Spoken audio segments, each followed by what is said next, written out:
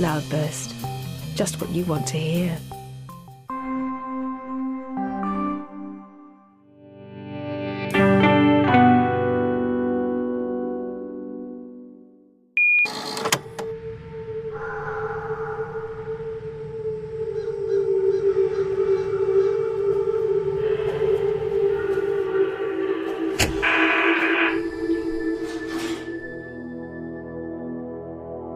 We construct the world around us from fragments, taking the evidence of our senses, sorting it into patterns and storing it in case we need it later. We label this process as reality, because otherwise we wouldn't be able to do all the everyday things we do to survive. But sometimes this system goes wrong, and the experience can leave us profoundly shaken. Those moments where reality skips a beat can evolve into anecdotes we share when a friend asks us for a weird tale. Or sometimes we might prefer to keep these moments to ourselves. Will and I had been looking for a scary story, something in the deeper end of the paranormal, and it seemed as if we'd found it. Our friend Tony told us a strange tale about going for a routine medical at a place that didn't seem to exist. And asking around, I found that a friend of mine, Sarah, had had a similar experience, and in the very same part of the country. This was all intriguing. Both people who told us their stories seemed genuinely unnerved by what had happened to them. The only problem for us was that there was nothing to verify, no way of proving or disproving that what they had said had happened to them was objectively, provably real, instead of something they'd experienced in a heightened, agitated state and imposed a narrative on later. So these two stories remained tantalisingly unverifiable. Our one attempt to visit the mysterious building that Tony had found himself in had ended up throwing up more questions than it answered, and so we both became busy with other things and put this project to one side again. 6 weeks or so went by, and winter became spring. In that time, word of what we'd been doing had spread, and as a result, a mutual friend of ours, Al, contacted us. He was amazed to hear that other people had gone through inexplicable experiences in that part of the country, but also relieved, because something similar had happened to him. I'm Joel Morris. And I'm Will Maclean. And this is Broken Veil.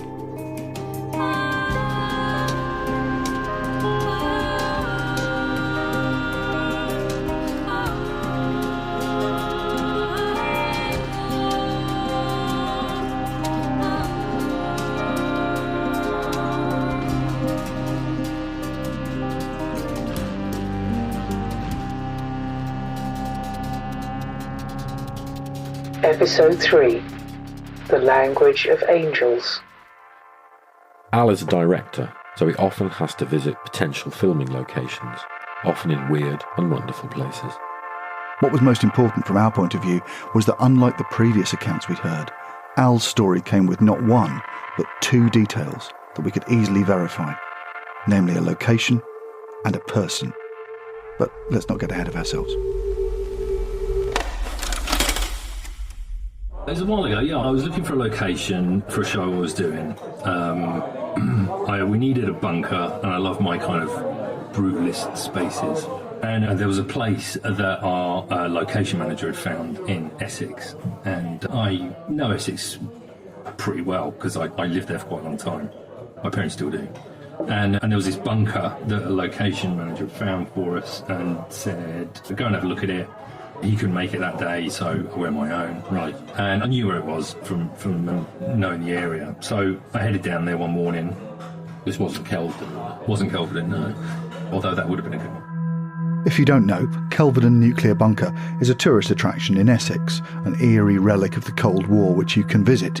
But the bunker which Al's location scout found was another proposition entirely.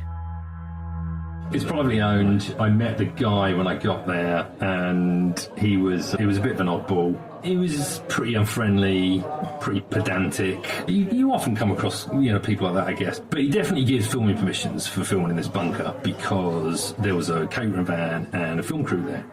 So, just like Tony and Sarah, Al finds himself out in the middle of nowhere, on his own. But he's reassured by the fact there's a film crew at the bunker already, some fellow professionals. They seem to have stopped filming, so he proceeds to enter the nuclear bunker itself. So there's this, big door that's open, and you go down this long corridor down into this bunker. So I was taking some pictures, and the corridor was great. It was exactly what I wanted. Big, long corridor, brutalist kind of feel to it. Aged, a lot of the kind of dressing was sort of there for you already. Right. So I wandered down, I'm having a look around, taking pictures in various different rooms and whatnot. It was, as you'd expect, fluorescent lighting, kind of rusty bits here and there, concrete walls, cold. On top of the eerie atmosphere of the place, there's another unsettling oddness, which Al only notices when he's deeper inside the bunker. I expected the film crew to be down there, but there was no one down there when I went down there. I presume they're all just, sitting up upstairs, but not even a guy in a florry down there saying, don't go down here, don't go down there. So I was walking around a few rooms, taking a few pictures, had a good route around.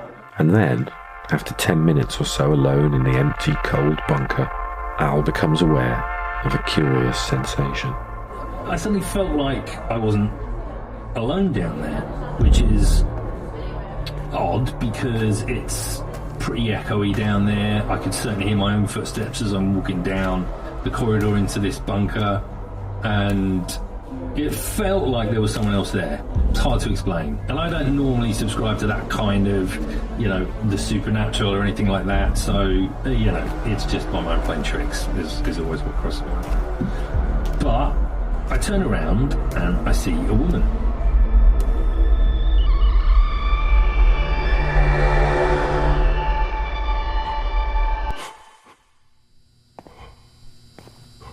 She's in a World War II outfit, like a Wren's uniform. But normal woman, stood there, solid, and she's injured. She had like a bandage over her head that was covering kind of one eye. And I thought, well, she must be cast or something. She must be with the film crew. But I glimpsed her face for like a fraction of a second, and she turns and walks off down the corridor towards the exit, and it's like this L-shaped corridor, so you get to the end, turn left, and that's the long corridor that goes up to the exit. And I followed to, ask her some questions about the location and what they've been doing there and that kind of thing. And I'm only about, 10 foot behind her, something like that. 15 foot maybe. She turns around the corner, I get to the corner, and when I turn it, she's gone.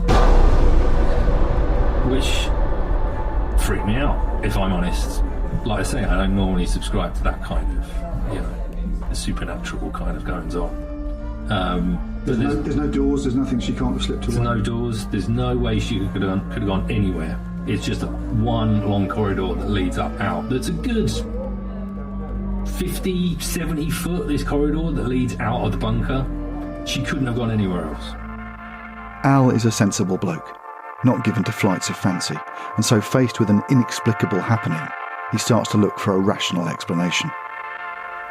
I even checked for kind of, false walls or a door. Maybe there's a kit room or a dressing room or something like that that's off to the side that they're using, that they've covered secretly. But there's nothing. It's just solid concrete walls.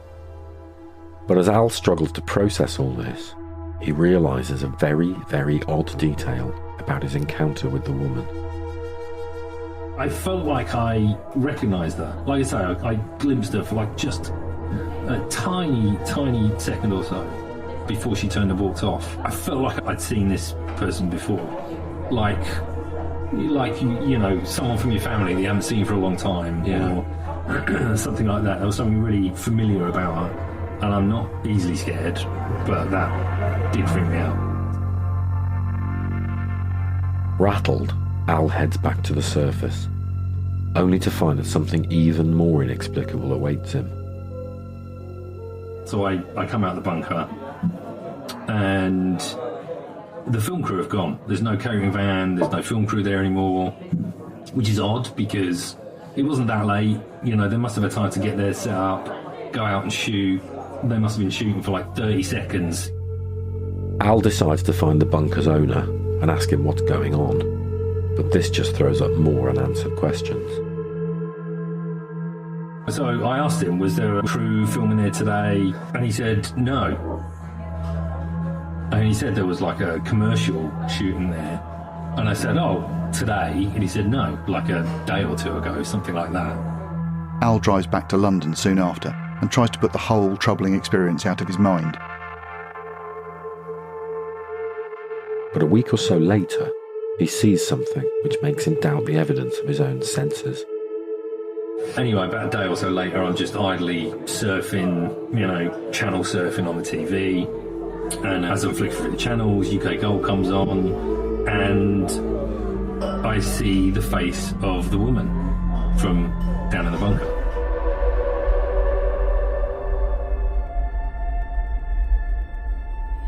And it was Bob, Bob from Blackadder. Morning Bob, that actress. That's the actress you saw down in the bunker. And she's on Blackadder, but she's in a uniform, but it's in a World War I uniform. So that's the Blackadder goes for. Blackadder goes for. Yeah. And I don't know what to think. I've seen Blackadder a lot, and probably that series more than the others. So Bob is pretty ingrained in my memory from watching it so many times when I was a kid. It was definitely her. And I know it sounds odd and funny. Why would a ghost be a living person and a person I recognise? Yeah. She's definitely still alive. I looked her up that night. She's not dead. She's not a ghost. Al struggles to make sense of any of this. If it's his mind playing tricks on him, it seems a very elaborate trick to play. And if it's not his mind, then what is it? Normally, I have always got some sort of a rational explanation. I think that probably comes from my dad, who was always the same, never believed in any of that kind of stuff. And it's probably the first time in my life I could say that I do not have a rational explanation for it. The only thing I could say was it was deeply unpleasant. It was like it felt like I'd seen, this sounds odd, but it feels like I'd seen something I shouldn't have done. It felt like I'd seen something wrong. Once again, just as we heard from Tony and Sarah, we have a story from the same area with the same hallmarks. A vanishing, a feeling of otherworldliness, or that time has slipped a track somehow, and a feeling of deep, deep unease. This time, however, we had something we didn't have before, the chance to verify some facts. There's Gabrielle Glaister, the actress who played Bob in Blackadder. We reached out to her agent in the hope that we could talk to her about a World War II film she'd made, where she appeared as a wren. And while we waited for a response, there was one other enormous detail we could check out. The nuclear bunker on private land, where Al went to recce a location for a film. This wasn't like the mysterious building or buildings which Tony and Sarah had visited. This place was very real, very solid, and very reachable. And so, off we went. There we go. I love these county signs. Welcome to Essex. Alright, we're in. There we go. So we are now outside London, on the way to the green bit. We are driving, like I said, it's a beautiful spring day. The blossom is out, the birds are tweeting in the trees. We are going to a secret nuclear bunker. So if the sun comes out, I will go somewhere dark and possibly underground. Hooray! The most British thing you could possibly do on a day out. Southern England is, because of its proximity to centres of power, London, it's full of these things. There are loads of them. There's one at Kelvedon, famously. There are other ones. There's the Cabinet War Rooms in town as well, which is sort of the same function, isn't it? Yeah, but with a nuclear war, you can be further out of the blast radius, I think is the logic. All in all, we were in unusually high spirits for two people setting out to visit a place designed to house the last shattered remnants of humanity after a nuclear apocalypse. But hey, it was a lovely day, and we were both pleased that we finally had something definite to look into. What interests me most about this is the disinformation and myths that spring up around something like this. So if you say something's top secret, it becomes a blank piece of paper for people to fill up with their own ideas, or project their own ideas onto. And we were talking yesterday about the Philadelphia experiment, which is, if you're unfamiliar with the Philadelphia experiment, it was like a mainstay of sort of 70s books on the paranormal, and it was a claim that an American Navy serviceman made that he'd been involved in a top secret operation to make a battleship invisible, and in so doing they managed to teleport the battleship either to another dimension or 400 miles across America, or anyway, you see the problem with this one is it's a proliferating narrative. What is interesting about this story is how persistent it is. It won't die. Well, I grew up. You told me it was a piece of disinformation or myth or oral history or a hoax, and I'd grown up reading part works on the unexplained and Oswald books, and I'd seen paintings of it done as if it had really happened, and I just assumed the Philadelphia experiment was like the Bermuda Triangle, one of those things that sort of was real, like mythic but real. Yes. And it's just so strange to find out, we all know it's a hoax. Yeah, it's one of those pieces of disinformation that's just absolutely stuck. And that is incredibly interesting, really. Somebody managed to trace it back to the probable source of this myth was that the American government did try and make a battleship invisible, but to radar. Right. And so they performed something called degaussing on this battleship, which I don't know what that is. But it was all covered in gauss. all the gauss. When they'd finished, all the gauss are gone. It's the gauss that hangs around your head. Cattle grid. Cattle grid. Right. It was one of those things. So where they changed the electromagnetic signature of the ship to make it invisible to radar, and this somehow got garbled. Didn't travel through time. No, they didn't. You'll be surprised to hear, dear listener, that they didn't travel to another dimension. But the fact that that's the narrative that's stuck is fascinating, I think. And let's not forget that governments do this. They do put out disinformation, and it is advantageous to a government to have people, their enemies, think that they can disappear things. Anything that officially doesn't exist or fill with stories. In other words, here be dragons. But we were hoping that these tall stories of government disinformation might take on a new significance at the place we'd come to visit. The day was relentlessly sunny and pleasant, and even signing in with the grumpy, unhelpful owner of the place, the very same one who Al had dealt with, wasn't enough to dampen our mood. The owner didn't want us recording him, but was quite happy for us to record in the bunker itself. So off we went. I think that's treacherous. No, what we can see here, look, it's down here. Can you see it through there? Just a very unremarkable concrete building. I'd like to say we were awestruck by this moment, but there's nothing to be awestruck by. If you've seen a 1950 flat roof building, there it is. You can imagine this very clearly. There's nothing distinctive about it at all. Everything's underground. It's an iceberg. It's a scary thing. The top of it is scary because it's so boring. But when you go inside and you go down, you enter the other world. It's like Celtic myth. Right. The magic bit's underground. Yeah, it's been designed so not to pique your curiosity. The weird thing about these buildings, I've been to a couple of them, is that you think they're secret to hide them from the Russians, because that's who we were at war with. But the Russians know where this place is. They know it's here. What it's meant to do is defend you from your people.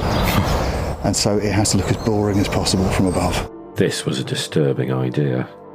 The fact that the people you really had to defend your bunker from were not the enemy, but the public. The poor sods trapped outside as the bomb went off. And on a similar cheerful note, I'd read up about why the place had that very long signature corridor. The very one where Al saw the woman vanish. A long corridor that goes through an abrupt left-hand turn into the main complex. Position some soldiers there and they can pick them off at their leisure. Yeah. So that's a very grim Cold War detail. Again, it's the banality of it. David Ruckin said that I said, on these sacred sites, these places are built like places that are British land and been going back for centuries. You build one of these things there and you dig down into the land. You're digging down right into the history of the country and you build a thing there, this obscene thing. And in it is the banality of doing this, which is, he said, pencils sharpened against the minute. This is a contingency for when the unthinkable happens. But they've got all the paperwork down there, all the filing, and they've thought what they're going to have to do next. And it's unthinkable stuff, but they've thought it. And so, leaving light and life behind, we descended into the underworld. Right. Okay, he wasn't lying about it being... Well, hang on, there's lights further down. This is now... Yeah, look, a row of strip lights. There we go. Yeah. So this is the main... Yeah, this is your defensible corridor. This is your straight defendable... line. It's raked down slightly, so we're going underground. You can feel it getting colder. This is all concrete now. We're in a concrete corridor. The strip lights. You know, like the corridor that you visit in a nightmare. That corridor. But that's it. It's you can't go left or right. You can only go. There's a little gantry. This is a corridor for him to be shot in, essentially. It was very easy to see how anyone would get freaked out if they were down here alone. Again, we're a trapped animal. We're going straight down. So Yes. There's nothing else on the wall. So there is a conduit and there's a bit of sort of 1950s switching. And that's your lock. It's just concrete. Featureless. A little smell of maybe a bit of damp. You're definitely underground. It's cold. Right, slightly larger area. Yes. Right. And then you're in another... There's a gallery down there. Right, you can hear there's a hum here, generators, air filters, matching, keeping the lights on. Like all Cold War buildings, this has a real sense of barely repressed insanity to it. It has that, it has that feeling of like everything we're looking around is like hyper rational. There's like, the corridor is very regular and straight, and this bit is very, it's got a very obvious hard right angle to it. But it's all insanity, it's all rational building towards an irrational, or indeed, in the case of nuclear war, insane end.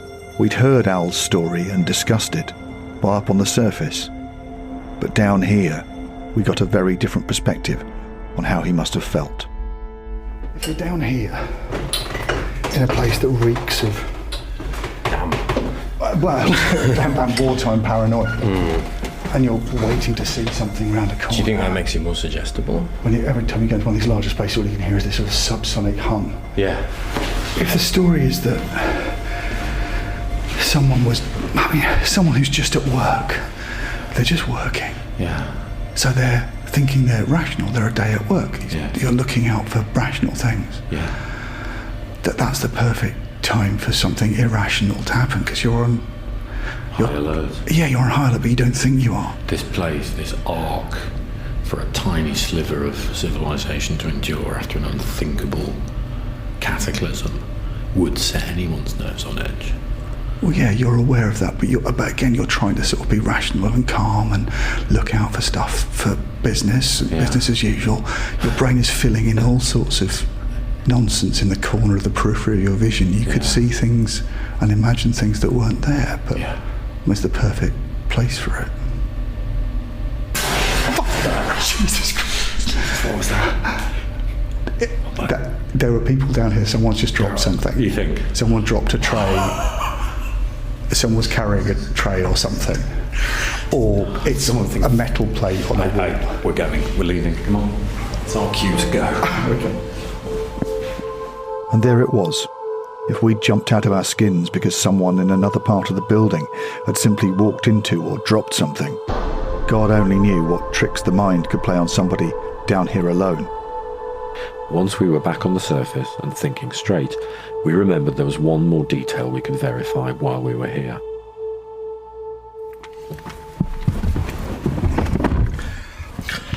Right. Okay. That was interesting. We just spoke to the angry owner of the bunker, the perpetually angry man who owns it, and he said he's got comprehensive records of what's been filmed there and when. Because he has to give permission. He's got paperwork, he knows what's been filmed there, and he said there is no way that there was anything to do with World War II, filming or ever anything in World War II shot there in that bunker, fake or real, because it's a 1950s bunker, and he wouldn't give it to someone who was going to do something inaccurate down there. So he knows, he didn't have to check his paperwork or his files. He said, there's no way I would lend it out for filming to do with World War II because it would be inaccurate. And he's one of those people who writes to the BBC when they get the flags the wrong way up on things. Or the wrong steam engine. Yeah, so he said it's impossible, it wouldn't happen. And that would appear to be that. Al was simply having an anxiety attack in an unfamiliar, threatening place. And his brain chose to project some visual weirdness onto what he was seeing, to get him out of there as quickly as possible. And that would have been case closed. Only a couple of days after our trip to the bunker, we got an email from Gabby Glaister's people saying she'd got our message and found it intriguing, And would we be up for discussing it further? And so, a few days later, we met Gabby via Zoom. Gabby's been in tons of things, from Brookside to Sherlock, and is one of those actors you're always glad to see pop up in stuff. But had she ever played a Wren in a World War II drama? No, it's really peculiar, and because you told me that a friend of yours said they'd see me on the set. He was on a recce for a film that he was making, and they went to one of the nuclear bunkers in Essex. He presumed he was alone down there, but he said he saw someone wearing a Wren's uniform, so clearly a World War II thing being filmed, and they were bandaged. They had a bandaged eye. So have you ever done anything like that on a location like that? No, I've never been to a nuclear bunker. I've never done a World War II thing where I'm heavily bandaged. A flat denial like this was, it's safe to say, not what we saw coming. But Gabby had agreed to talk to us because one detail in particular about Al's story had caught her attention. 100 years ago, I was sent a script. I remember it because I remember the woundedness, and then I think there was a death scene. And then, you know what things are like, I don't know, company collapses or the funds go or they find a better actress or, you know, a cheaper actress or what have you. And then it just went away, like things did. And then I never thought about it. So Gabby remembers being sent a script a long time ago for a wartime drama which, to the best of her knowledge, was never made. It was certainly never made with her in it. But this isn't why Gabby wanted to talk to us. She wanted to talk to us because Al's story dislodged a memory of something that happened to her a few years ago. In the run-up to Christmas 2017, Gabby was shopping in London's Covent Garden, and, as often happens to actors, someone approached her to talk about a role she'd played. I don't know what, I wouldn't have remembered it if you hadn't said the stuff you've said. Right. And it was an old lady, terribly polite, terribly quite posh, and she tapped me on the shoulder and said, "Oh my goodness, you're Gabrielle Glaister." And I went, "Yeah." She said she'd always remembered seeing me in the World War II thing where I was badly injured and said how moving it was. I mean, obviously I went, "Terribly sorry, madam, but you must have got me mixed up with someone else." And she went, this was a bit odd, actually. She said, "No, you were so good that I watched the titles and then wrote your name down." A second witness to Gabby's non-existent turn as an injured soldier was the last thing we were expecting.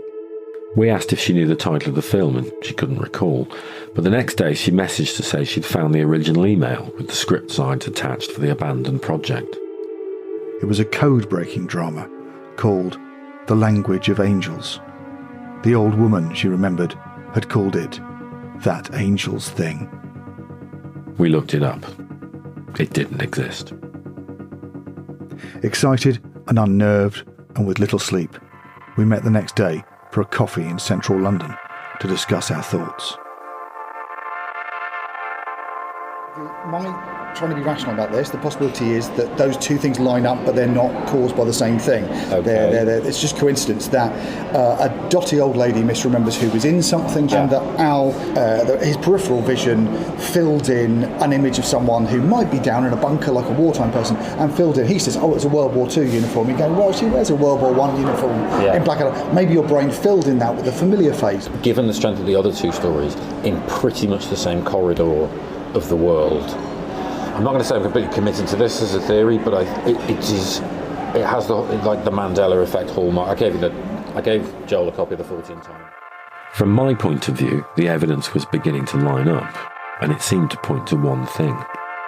I lent Joel a back issue of the 14 Times from my collection and urged him to read it, hoping he'd agree with my suspicions about what exactly was going on. And it's good, it's really good. It's great. Obviously, 14 Times is superb. It just reminded me, and I dug out that issue, of things that are well remembered that didn't happen. Yeah, it's when it gets to pop culture, which Mandela effect seems to focus on, which is stuff like films. So this is very much what we're in. People remember seeing a film when they were a kid, and then they look that film up, and the film doesn't exist. Yeah, which is exactly the situation we found here. As you might imagine, this isn't the last time we're going to talk about the Mandela effect. But what's significant here is that the phenomenon tends to affect memories without secure emotional anchors. It destabilises already slippery recollections of passing details in the ambient culture, not stuff that our brain has tagged as important. Films, TV, childhood rhymes, snatches of music. Given the other two accounts seem to have that eerie one reality conflicting with another, then I don't know. But are we making a pattern? Are we forcing a pattern on something that doesn't have that pattern? We're finding that pattern in there. Now, I was looking, this is great. The Mandela Effect article is followed by a thing about memory hacking. A few pages later, in that same issue of the Fortean Times, was a companion piece from a more sceptical viewpoint about the science of implanting false narratives. Was it possible that the stories we were hearing were gathering and lining up because any story that our brain is predisposed to believe will be reconstructed and refined to fit our preconceptions? Do stories cluster because that's what stories naturally do? Well, you can suggest it, and the numbers, the stats are brilliant. It's a really easy thing to do. Okay. You can, the stats say we can do it. This is like Victor Lewis Smith saying that in the children's TV show Captain Pugwash there was a character called Seaman Staines. Yeah, and then after a while people swear. Somebody regurgitated that to me as fact. The Mandela effect seems to prey on the half-heard and the half-remembered, toying with the clutter at the periphery of our sense of self, which makes it extremely easy to hijack. If I said that logo with the 7 lines... Six. If I said that the 7-line logo... If I said that it was 3 blue lines and 2 yellow lines that he talked about, and then 2 blue lines. Yes. Yeah. I know what you're doing. Yeah, right? I'm doing it really badly. No, you're trying. Yes. Dear listener, he's trying to Mandela effect you. I'm trying to rewrite. He's trying to rewrite what you've heard in episode 1. Thus proving his point. But because you weren't quite listening, because you were probably doing the Watching Out that podcast or making your own podcast, whatever people, our core demographic does. Whilst listening to podcasts. There's stuff I will remember really physically and viscerally, but there's also old films and TV programmes. They're really easy to misremember. Yeah. Again, I would say I would be more inclined to buy that if we hadn't had 2 first-hand accounts preceding it of not this, but something where reality seemed to be utterly off-kilter. You're only saying that because there's a copy of 14 Times on the table, and I'm going to put it away so it doesn't affect your thinking. I think the idea of there being another reality in which... But we know that there are. So this is how a lot of technology works now. So there's a reality in which I could Google all these words, scratching mass and Station 14 and these stories and this map. This film that Gabby was in. And it would just turn up. The language of angels, it would just turn up. But we're not in the right reality for that. Yeah. And we can't see it. We can't see it. That would be... I mean, I'm just floating this as an idea. I think it's worth... That we can glimpse it. Yeah. But we can't... Yeah, exactly. It interferes... It's like the double slit experiment. It interferes with our reality. You can see where the interference is, and I think we found a place where there's... I mean, I don't want to say it, definitely, but it looks like there's interference here. But that, as far as an explanation, is no cleverer than there are ghosts. But, I mean, to be honest, I didn't say no just now. No? Basically, I've gone from saying they're mental and misremembered it to saying you might be. I mean, only because there was some science in it. Right. But the science is indistinguishable from magic. In many classic ghost stories, the supernatural is unable to interact with our reality. It's merely there. But that fact alone is enough to topple the protagonist's rational worldview. The scariest thing isn't that there are monsters that will hurt us physically, but that being aware of the monstrous scale of the unknown will harm the certainties on which we rely to function normally in our little world. We mustn't know there are ghosts, because if there are ghosts, we know nothing.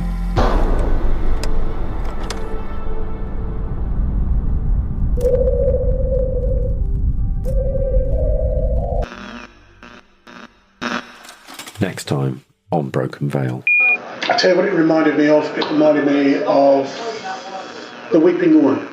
Weeping Woman, you know, the Picasso. Yeah. You know, that kind of ugly, kind of twisted, broken face.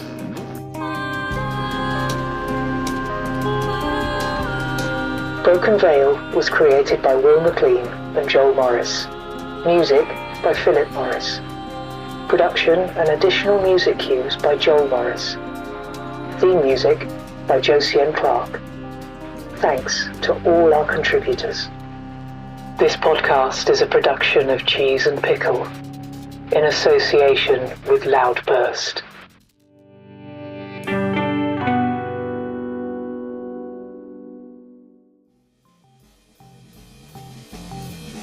If you want to say it loud. When you want to get your message across, you need Loudburst. Whether you're an experienced creator or you're new to digital communications, talk to us. We know what you're looking for, even if you don't. With everything from production tools and editing assistance to marketing know-how and integration, Loudburst is with you every step of the way. Loudburst, just what you want to hear.